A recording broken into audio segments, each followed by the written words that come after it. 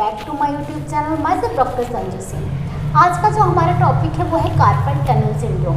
Generally होता क्या है, जब हम बहुत लंबे टाइम तक बैठे रहते हैं तो हाथों पैरों में झुंझुनाहट होना, झुंझुनी सी होना आम बात है। लेकिन अगर ये प्रॉब्लम आपके हाथों में हो रही है और रेगुलर बनी ही रहती है तो ये आपको कार्पल टनल सिंड्रोम हो सकता है।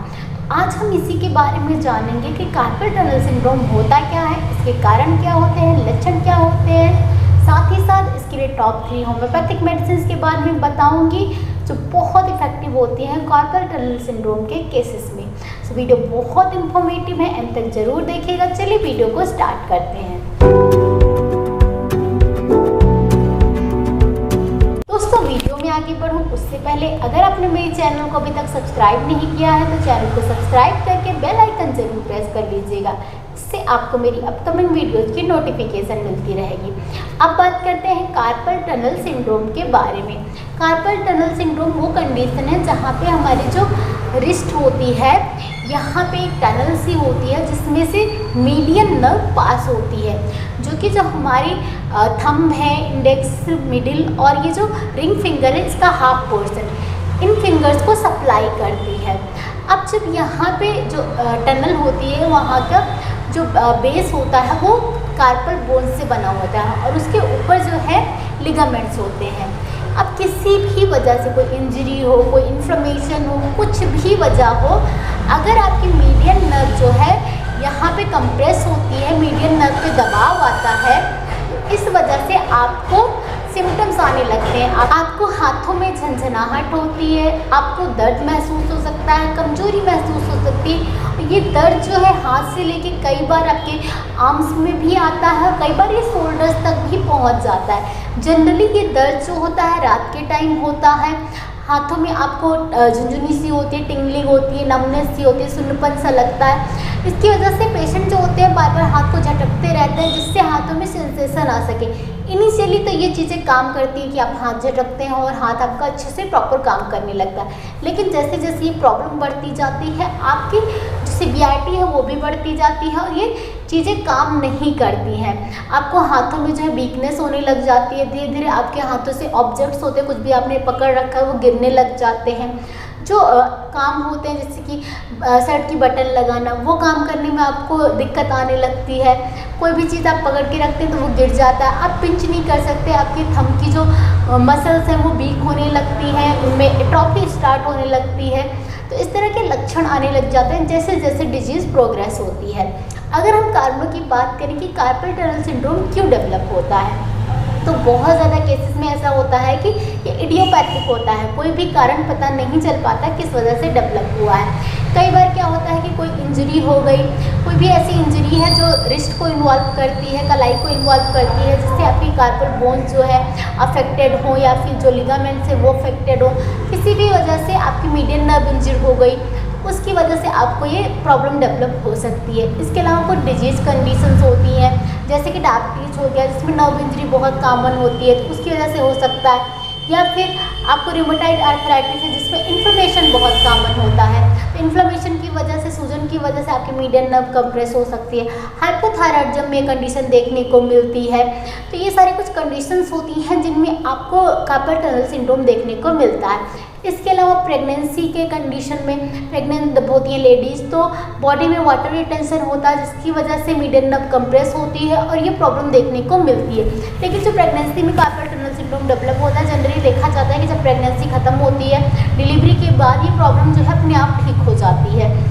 इसके अलावा कई बार कोई ऐसे रिपीटेटिव आप काम करते हैं जिसमें रेस्ट बहुत ज़्यादा इन्वॉल्व होती है, जैसे कि आपको टाइपिंग का काम है, आप नीटिंग का काम करते हैं, आप कारपेंटर हैं, जिसमें रेस्ट बहुत ज़्यादा इन्वॉल्व होती है, तो रिपीटेटिव स्ट्रेन की वजह से आपको कार्पल टनल सिंड्रोम डेवलप हो सकता है। जनरली ऐसा देखा जाता है कि जो फीमेल्स होती हैं, महिलाएं होती हैं, उनमें पुरुषों के मुकाबले कार्पल टनल सिंड्रोम डेवलप होने के चांसेस ज़्यादा होते हैं, बिकॉज फीमेल्स में जो कार्पल टनल होती है जिसमें से मीडियन नर्व गुजरती है, वो कार्पल टनल जो होती है पुरुषों के मुकाबले थोड़ी सी छोटी होती है, स्मॉल होती है, इसलिए महिलाओं में ये प्रॉब्लम ज़्यादा देखने को मिलती है।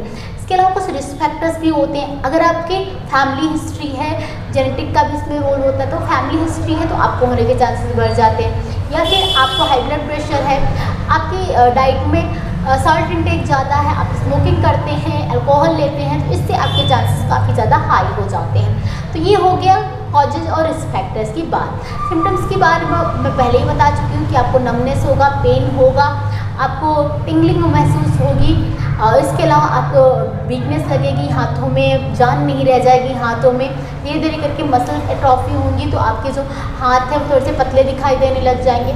इस तरह के लक्षण जो होते हैं आपको देखने को मिलते हैं। अब हम बात करते हैं कि इसको डायग्नोस कैसे किया जाता है। जनरली ये क्लिनिकली डायग्नोस किया जाता है, सिम्टम्स बेस्ड डायग्नोसिस होता है, लेकिन कई बार इसमें आप नर्व कंडक्शन स्टडी भी करवा सकते हैं, यानी कि NCS करवा सकते हैं, जो कि बहुत यूजफुल होता है आपकी ग्रेडिंग को बताने के लिए कि आपको कौन से ग्रेड का है, आपको माइल्ड है, मॉडरेट है या सीवियर आपको कार्पल टनल सिंड्रोम हुआ है।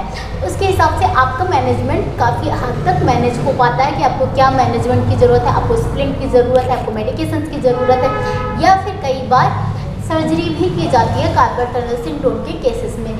लेकिन जनरली ऐसा देखा जाता है कि सर्जरी बहुत ज़्यादा सक्सेसफुल नहीं होती है, और उसका जो हीलिंग का प्रोसेस होता है, हीलअप होने का प्रोसेस होता है, वो बहुत ज़्यादा लंबा होता है।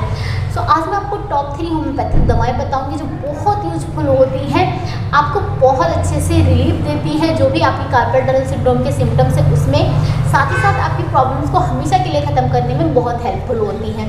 तो फ्रेंड्स, मैं आपको जो मेडिसिन बता रही हूँ आपको सभी मेडिसिन नहीं लेनी, जिस मेडिसिन से आपके लक्षण मैच करें आपको बस वही लेना है। लेकिन अगर आपको कुछ भी समझ ना आए, आपको ये प्रॉब्लम बहुत टाइम से, तो आप ज़रूर किसी होम्योपैथिक डॉक्टर से कंसल्ट कीजिएगा, आपको श्योरली इस प्रॉब्लम में 100% रिलीफ मिल जाएगा।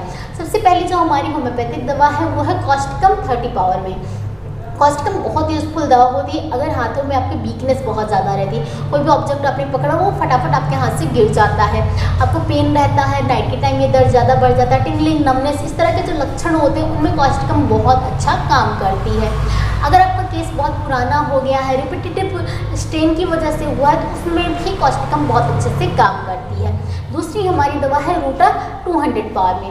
रूटा एज अ पेन किलर भी बहुत अच्छा काम करती है, और रूटा उन केसेस में काम करती है जहाँ पे आपको बहुत ज़्यादा ओवर स्ट्रेन की वजह से आपको रिस्ट में जो है बहुत ज़्यादा स्ट्रेन हुआ, कोई ऐसा आप काम करते हैं जिसकी वजह से आप टाइपिंग करते हैं, पियानो प्लेइंग करते हैं, रिपीटेटिव स्ट्रेन आता है जिससे आपको ये प्रॉब्लम डेवलप हुई, या फिर आपको टेंडोनाइटिस हुआ, आपकी जो टेंडन्स है उनमें इन्फ्लेमेशन हुआ है, उसकी वजह से आपकी मीडियन नर्व कंप्रेस हुई है और आपको ये प्रॉब्लम डेवलप हुई है, उसमें भी रूटा बहुत अच्छे से काम करती है। थर्ड हमारी मेडिसिन है हाइपेरिकम 200 पावर में। हाइपेरिकम एक बहुत अच्छी दवा होती है जहाँ पे आपको नर्व इंजरी हुई है, आपकी मीडियन नर्व इंजर्ड हो गई है जिसकी वजह से आपको कार्पल टनल सिंड्रोम डेवलप हुआ है। कोई भी रीज़न हो सकता है, आपको रिस्ट में फ्रैक्चर हो गया या फिर आपको कुछ भी ऐसे चोट लगी जिसकी वजह से आपको मीडियन नर्व जो है कंप्रेस हो गई, उसमें इंजरी हो गई है, और उसकी वजह से आपको टिंगलिंग, नमनेस और एक लाइटनिंग टाइप का पेन होता है, आपको ऐसा लगता है कि एक लाइन में दर्द चल रहा है, तो इस तरह के केसेस में आप हाइपेरिकम यूज कर सकते हैं, बहुत अच्छे रिजल्ट देखने को मिलते हैं। सो फ्रेंड्स, आज की वीडियो में कार्पल टनल सिंड्रोम के बारे में बस इतना ही। वीडियो इन्फॉर्मेटिव लगा है तो वीडियो को लाइक करना मत भूलिएगा,